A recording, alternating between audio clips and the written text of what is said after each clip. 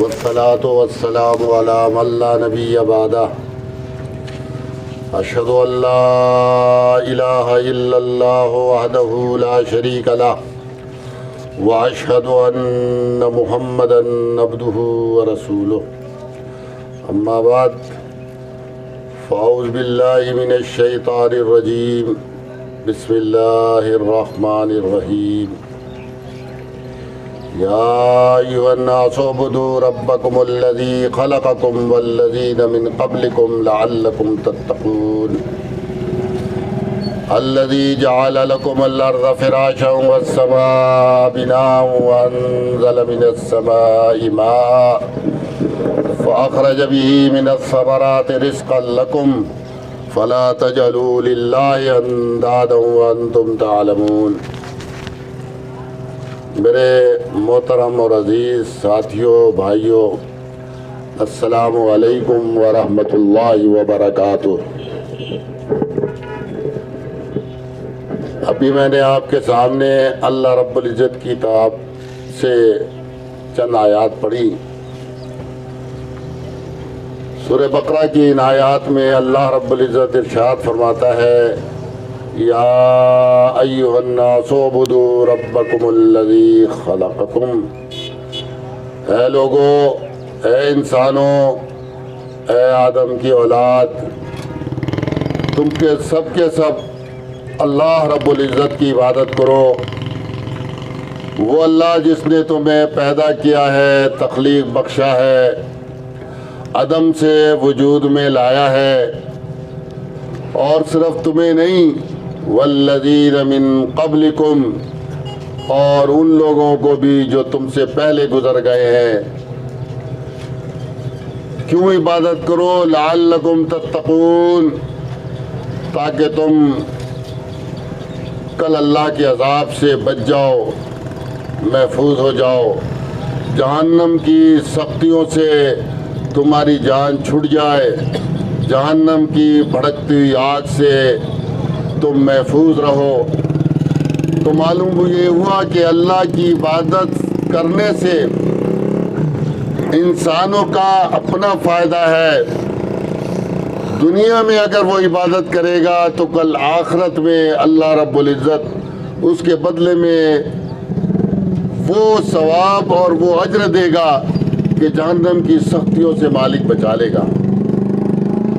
اور فرمایا اللہ کوئی غیر نہیں ہے، اللہ تمہارا ہے۔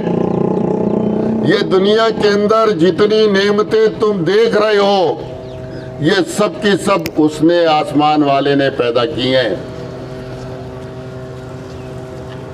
یہ تمہارے سروں پر آسمان، اس کا خالق اللہ ہے۔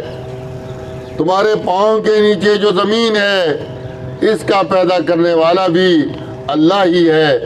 اس کے علاوہ جتنی مخلوقات تمہیں نظر آ رہی ہیں، درخت ہیں، پھل ہیں، فروٹ ہیں، میوے ہیں، جانور ہیں، گائے ہے، بکری ہے، جتنے جانور ہیں، یہ سارے کے سارے اللہ رب العزت کی تخلیق کردہ ہیں۔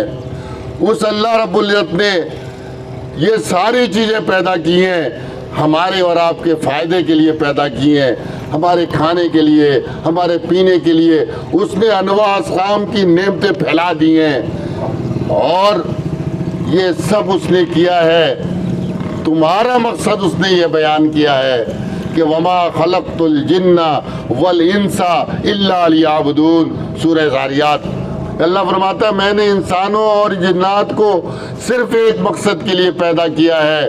بنیادی، جوہری اور اصل مقصد یہ ہے کہ وہ لوگ میری عبادت کریں، میری پوجا کریں، میری پرستش کریں، مشکلات میں مجھے آواز دیں، میرے سامنے جھکیں، میرے نام پر قربانیاں کریں، میرے نام کے لیے جئیں اور میرے نام کے لیے مریں۔ جیسے قرآن نے ایک مقام پر فرمایا کہ قل، آپ صلی اللہ علیہ وسلم کہیے ان صلاتی و نسکی و محیایا و مماتی للہ رب العالمین، آپ کہیے میری نماز، میری قربانی، میری زندگی، میرا مرنا اس اللہ رب العالمین کے لیے ہے جو سارے جہانوں کا پالنے والا ہے۔ تو میرے بھائیو یہ ایک پیغام تھا جو آج سے 1500 سال پہلے محمد عربی صلی اللہ علیہ وسلم اس قوم کے سامنے رکھ رہے تھے جو مکے کے اندر آباد تھی، اور یہی پیغام آج ہم آپ کے سامنے رکھ رہے ہیں۔ کوئی نیا پیغام نہیں، کوئی نئی دعوت نہیں، کوئی نئی پکار نہیں، وہی پیغام ہے جو اللہ کے تمام انبیاء، تمام رسول، تمام مصلح، تمام صالح لوگ پیش کرتے رہے۔ آج ہمارا زمانہ ہے، ہم زندہ ہیں، ہماری ذمہ داری ہے کہ ہم اس پیغام کو خود بھی سمجھیں اور اپنے بھائیوں تک پیغام کو پہنچائیں۔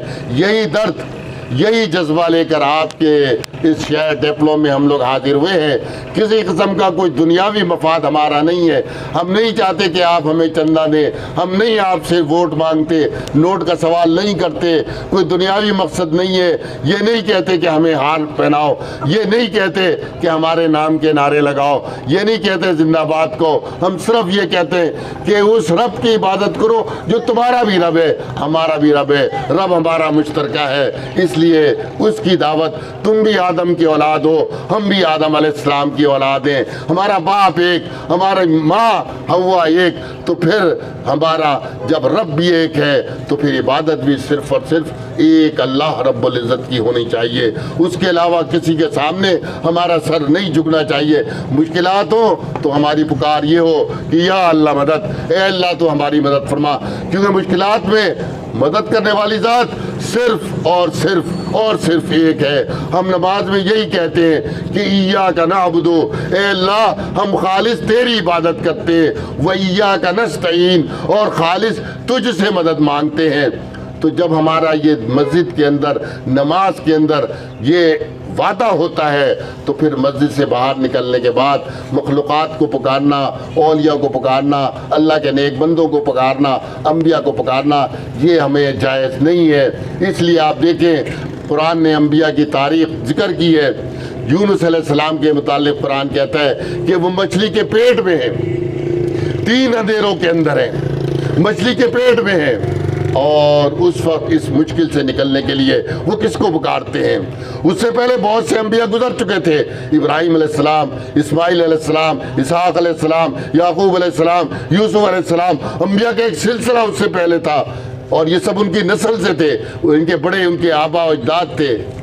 وہ کیا کہتے ہیں؟ لا الہ، کوئی معبود نہیں ہے، الا انتا، مالک تو معبود ہے، سبحانکا، سارے شرک سے، سارے عیوب سے مالک تو پاک ہے، انی کنت من الظالمین، میں ذاتی کرنے والوں میں سے غلطی مالک میرے سے، لرزش میرے سے ہوئی ہے۔ مالک فرماتا ہے ہم نے اس کو مچھلی کے پیٹ سے باہر نکالا اور فرمایا کذالک ننجی المؤمنین، ہم مومنوں کو اسی طرح نجات دیتے ہیں۔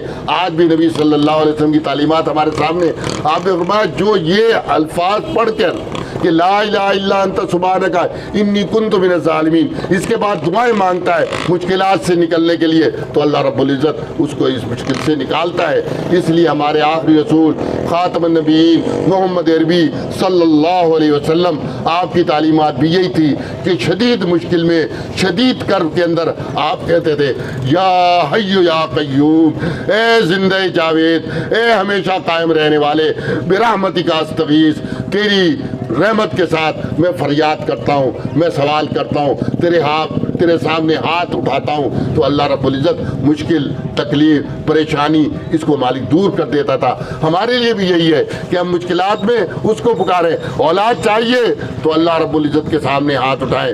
دیکھیں زکریا علیہ السلام بوڑھے ہو گئے، اولاد نہیں ہے، کیا کہتے؟ رب حب لی من لدنک ذریۃ طیبۃ انک سمیع الدعاء، مالک اولاد نہیں ہے، اب مالک اولاد کے لیے کہاں جاؤں؟ تو مالک حب لی، مجھ کو عطا کر دے، من لدنک ذریۃ طیبہ، اپنے پاس سے ایک پاکیزہ اولاد مجھے عطا کر دے۔ کیوں؟ انک سمیع الدعاء، مالک دعاؤں کو تو سننے والا ہے، دعاؤں کو سننے والا صرف اور صرف ایک ذات، ایک ہستی ہے کہ صبح پکارو، شام پکارو، دن کو پکارو، رات کو پکارو، مل کے پکارو، الگ الگ پکارو، سننے والی ذات ایک اللہ کی ہے، اور وہ صاف کہتا ہے اپنے رسول محمد صلی اللہ علیہ وسلم کو بھی کہ آپ یہی تعلیمات دیں۔ تو یہی تعلیمات آپ کے سامنے ہم رکھنے آئے ہیں، آپ لوگوں کے شہر میں آئے ہیں۔ اللہ رب العزت آپ کے اوپر رحم کرے، آپ کے یہ بازار، آپ کے گھر، آپ کے کھلیان، آپ کے کھیت مالک انہیں محفوظ رکھے، ان کے اوپر برکتیں نازل فرمائے۔ اور یہ جو ایک وبا آج کل پوری دنیا کے اندر عالمگیر سطح پر چھا گئی ہے، جس کو ہم کورونا کی اس سے پہچانتے ہیں، تو یہ ایک معمولی سا وائرس ہے، لیکن آپ دیکھیں پوری دنیا کے لوگوں کو، بڑی جدید ممالک کو اس نے جناب جو ہے پریشان کیا ہوا ہے۔ تو ہم بحیثیت مسلمان کے، ہمیں بھی معلوم ہے کہ اس کے بڑے مسائل ہیں، اور اس کے لیے جو احتیاطی تدابیر ہیں اس کو ہم اختیار کرتے ہیں کہ مالک نے یہ حکم بھی دیا ہے کہ توکل کا مطلب یہ نہیں ہے کہ آپ اسباب کو چھوڑ دیں، لیکن اسباب کو اختیار کرنے کے بعد پھر مالک کے اوپر توکل کریں، مالک کے اوپر بھروسہ کریں، اس سے دعائیں کریں کہ مالک ہماری یہ مصیبت جو ہے، یہ وبا جو ہے، مالک اس کو ہم سے دور کرا، اس سے خلاصی ہمارے کو عطا کر دے۔ سارے بھائیوں کو، سارے مسلمانوں کو، سارے انسانوں کو، کسی مذہب کے ہوں، مالک ان کو اس سے بچائے اور ہمیں دین کی صحیح سمجھ دے، تاکہ جو ہے نا کل جو ہے نا ہم مالک تیرے عذاب سے، جہنم سے بچ جائیں، اور مالک ہمیں جو ہے نا جنت کے اندر داخل ہونے کا مالک موقع عطا فرما، ہمیں توفیق دے کہ ہم تیرے دین کے صحیح معنوں میں محافظ بنیں، اس کے اوپر عمل کریں۔ اقول قولی ھذا واستغفر اللہ لی ولکم ولسائر المسلمین المؤمنین یا عباد اللہ۔ السلام علیکم ورحمۃ اللہ وبرکاتہ۔